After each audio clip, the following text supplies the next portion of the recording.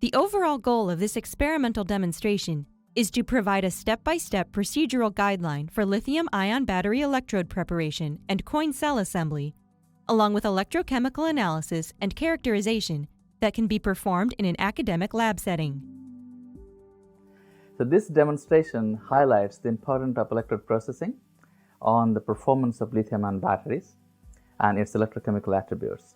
One of the key highlights is that we're trying to emphasize the importance of evaporation in the drying step for lithium-ion battery electrode processing and fabrication.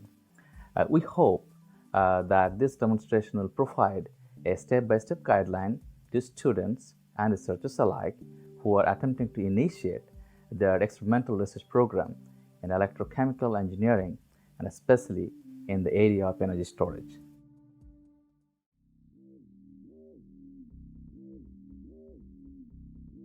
To begin this procedure, cut a 4.5-inch by 12-inch sheet of 15 micrometer thick aluminum foil using a paper cutter.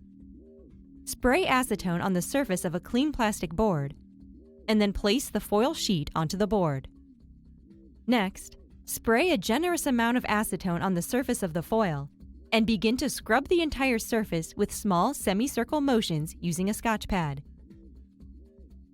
Spray additional acetone on the surface and wipe down the residue with a paper towel.